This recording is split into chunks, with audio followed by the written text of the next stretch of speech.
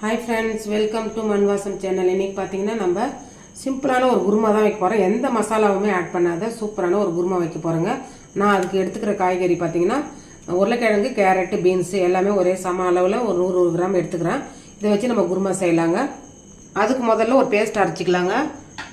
இப்போ ஒரு 4 ல இருந்து ஒரு 5 பேர் சாப்பிடுற அளவுக்கு நான் குருமா செய்ய போறேன் அதுக்கு தகுந்த அளவு சொல்றேங்க நல்ல ஒரு கைப்பிடி அளவுக்கு தேங்காய் எடுத்துக்கலாங்க ஒரு டேபிள் ஸ்பூன் அளவுக்கு பொட்டுக்கடலை பாத்தீங்கன்னா ஒரு 5 பச்சை மிளகாய் சேர்த்துக்கறேங்க காரம்ன்றது இது மட்டும் தான் அது கூடவே பாத்தீங்கன்னா 10 பல்லு பூண்டு சேர்த்துக்கலாங்க ஒரு டீஸ்பூன் கசகசா சேர்த்துக்கலாங்க இதல கொஞ்சமா தண்ணி சேர்த்து நம்ம அரைச்சி எடுத்துட்டு வந்துடலாம்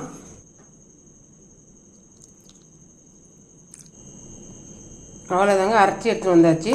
இதல பாத்தீங்கன்னா ஒரு டீஸ்பூன் அளவுக்கு சோம்பு சேர்த்தங்க அது வீடியோல வந்து ஸ்கிப் ஆயிடுச்சு நீங்க சேர்த்து அரைச்சிக்கங்க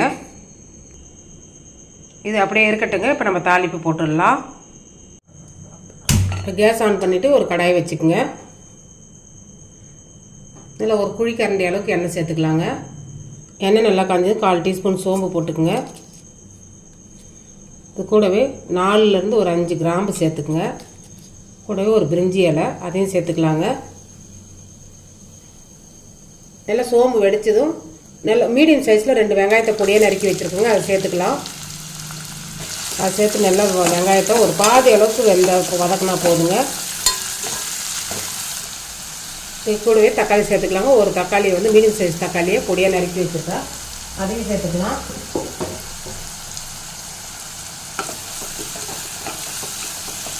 அதையும் சேர்த்து நல்லா வதக்கி விடுங்க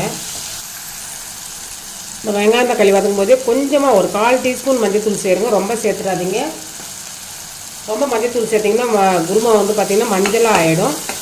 அதனால் கொஞ்சமாக சேர்த்தா போதும்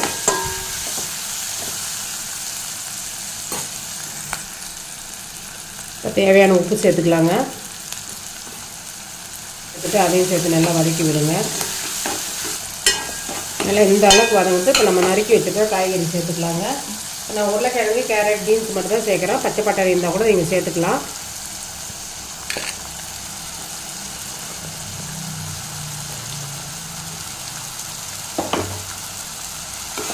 அதையும் சேர்த்து நல்லா வதக்கி விடுங்க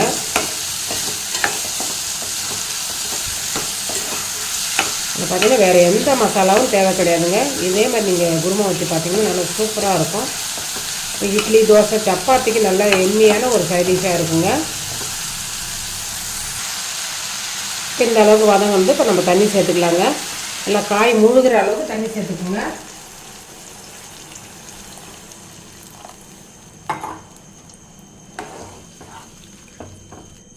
அவ்வளோதாங்க ஒரு மூடி போட்டு இந்த காய் வேகிற அளவுக்கு நம்ம டைம் கொடுக்கலாம் அது வேகட்டும் அப்படியே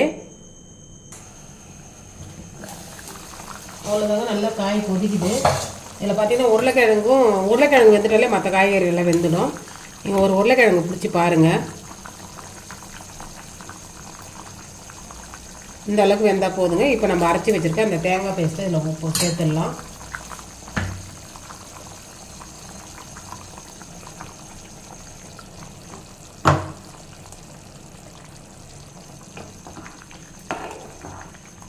இப்போ வந்து பொட்டுக்கடலாம் சேர்த்தனால கொஞ்சம் கெட்டியாகும்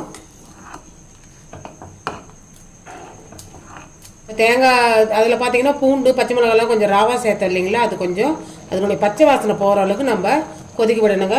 ஒரு 2 நிமிஷம் ஆச்சு அப்படியே கொதிக்கட்டும் அவ்வளோதாங்க இந்த அளவுக்கு கொதிச்சா போதும் இப்போ மேலே வந்து பொடியான இருக்குன்னா மல்லித்தழையை போட்டுட்டு கேஸ் ஆஃப் பண்ணிடலாங்க அவ்வளோதான் இப்போ பார்க்குறதுக்கு உங்களுக்கு தண்ணியாக இருக்கிற மாதிரி தான் இருக்கும் ஆறுனதுக்கப்புறம் கெட்டியாக ஆகிடுங்க அவ்வளோதாங்க இந்த ரெசிபி பிடிச்சிருந்ததுன்னா மன்வாசம் சேனலை லைக் பண்ணுங்கள் ஷேர் பண்ணுங்கள் கமெண்ட் பண்ணுங்கள் சப்ஸ்கிரைப் பண்ணுங்கள் பக்கத்தில் இருக்கிற பெல் ஐக்கானை கிளிக் பண்ணுங்கள் தேங்க்யூ